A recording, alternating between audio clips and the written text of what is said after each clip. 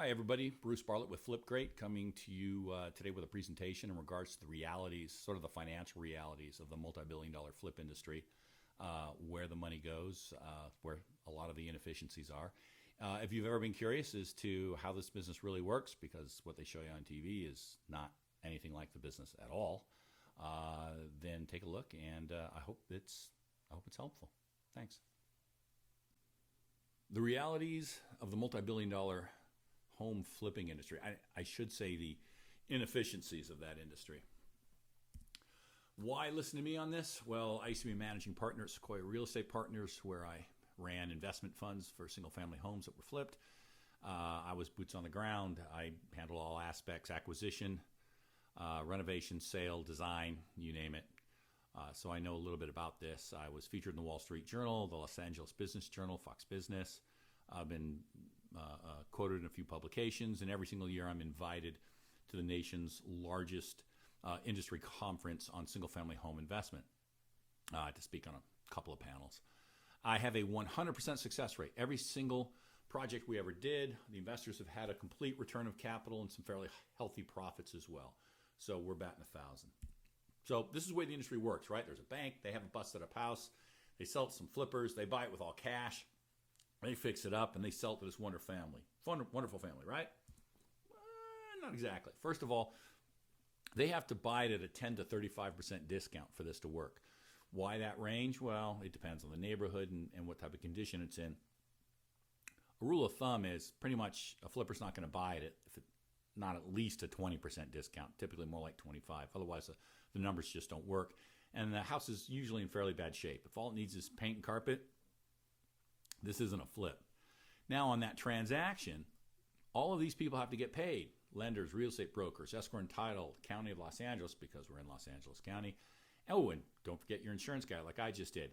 So then they're going to fix it up, and they're going to pay their plumbers and their roofers and their painters and electricians and flooring guy. And when they go and sell it, all of these transactions happen all over again. And, of course, they've got to make their profit, too. I put 15% because that's kind of, nationally a bellwether for the amount of profit it needs to be there for it to make sense for a flipper. If they're not making that much, they probably shouldn't be buying the house. Now, for the case of this example, we're going to assume the house cost $1 million. I know there's going to be a lot of you in other parts of the country that may watch this and go, $1 million, that's crazy. But $1 million is a nice round number, so it keeps the math simple. And I just ran the numbers last night. This is data pulled from Redfin. And over the last 12 months, over 15,000 homes sold in Los Angeles County at a price of $1 million or more. If houses in your neighborhood cost $500,000, just divide by 2. But it'll still give you a fairly good idea of how the industry works.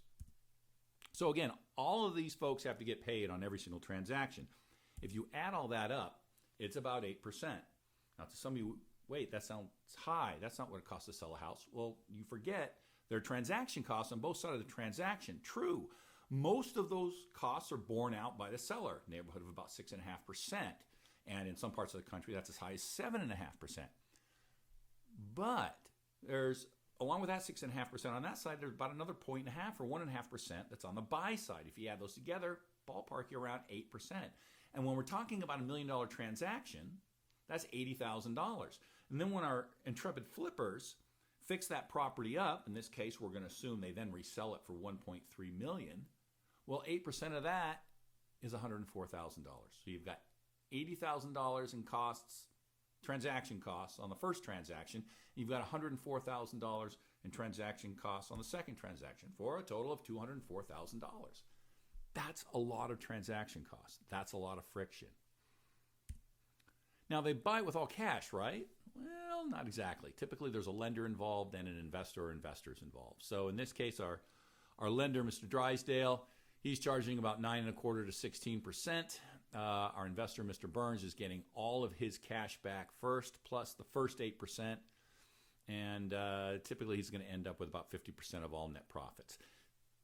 Every single deal with an investor can be different.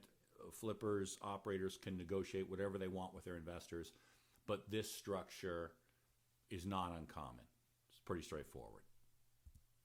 So let's take a look at our lender. Again, he's charging between 9.25% and 16%.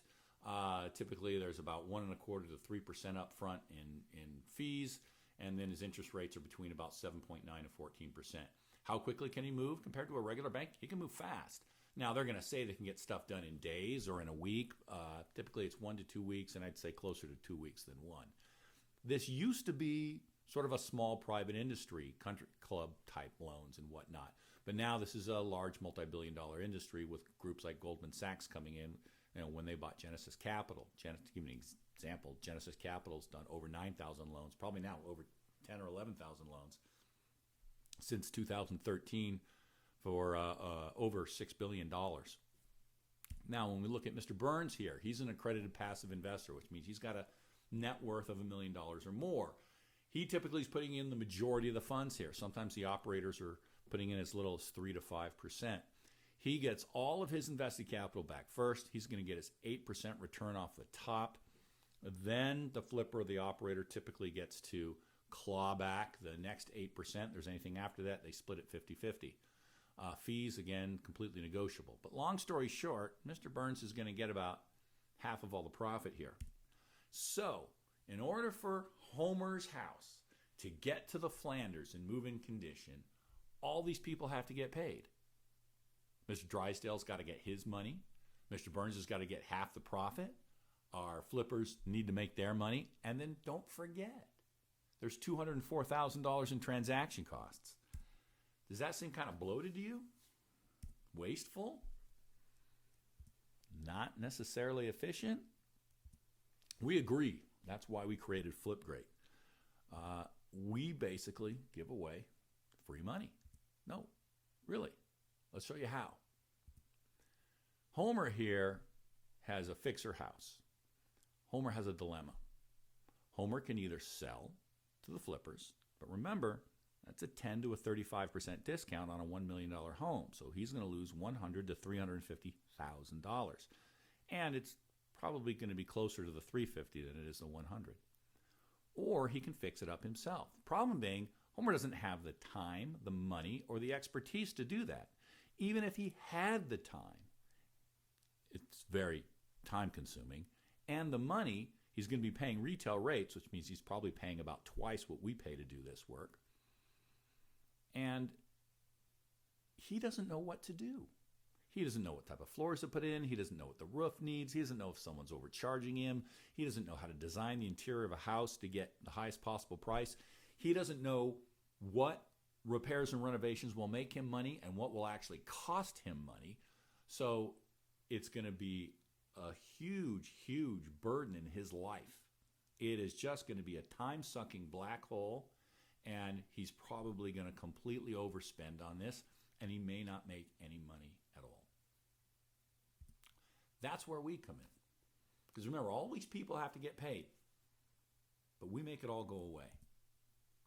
Imagine if all of these costs could go away. We could just get rid of all the waste, make it super simple, so it just goes from Homer to the Flanders, because we are going to use our money to fix up Homer's house before he sells it. Isn't this simpler? And that leaves much more money when he sells for $1.3 million for Homer. We're going to get part of that too.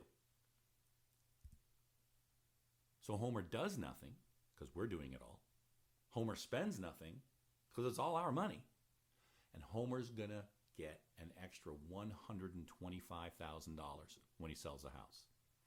At the close of escrow, he's going to get the $1 million he would have gotten anyway, plus an extra $125,000 for doing nothing and spending nothing and just letting us take care of all the problems for him. Not only that, not only is he going to do nothing, spend nothing, and get an extra $125,000, he's also going to get that $125,000 typically 2 weeks faster than if he had just sold the broken down house as is. That's even after the construction time. I know that sounds crazy. The reason is there's all kinds of things to argue about when you're selling a home that needs significant repairs. How bad is the foundation problem? How bad is the asbestos? How bad is the roof, et cetera, et cetera. But when you're selling a house that looks like this, now there's nothing to argue. The buyers do their inspection reports, and it passes with flying colors because everything works. There's no need to ask for a repair credit. They're not going, and they're afraid to do it because there was a bidding war and there's 4 people behind them who want the house too. And they know if they start to be a problem, we can always just go to the person that's in second position and sell it to them. So Flipgreat will renovate and prep your fixer home for sale at 0 upfront cost to you. We pay for it. We do all the work. That's the same kitchen transformed there. This is actually a project we did a few years ago. It's not like we're borrowing these photos from somebody else. 30 days or less, so it's fast. Use any realtor. Make far more money when you sell. We split the increased value of the home with you. The increased value that we created, we split with you. Sell far faster. No hassles. You're not going to waste a day in Home Depot picking out tile. You're not going to ruin your afternoon arguing with a plumber. We take care of everything. Now, if you don't have a fixer house to sell, but you know someone who does, and you refer us to them and they use us, at the close of escrow on that transaction, you're going to get directly from escrow $5,000. So if you don't necessarily have a fixer house yourself, you can refer us to a friend, a neighbor, and you can participate. Just so you know, that doesn't come out of their end, that comes out of our end. Okay, it's not taking any money away from your friend. It's coming out of our profit. But we want to build the company. This isn't about getting rich overnight. And if you have any questions, contact us either via email or on Facebook. And we hope this was helpful. And if you have any other questions, whether it's about this subject or any others, or the age-old question of what goes in first, the cabinets or the floors, again, just reach out to us on Facebook or via email. Happy to answer your question, or even do one of these because maybe there are other people that are in the same quandary. Everybody be safe. Thanks for listening.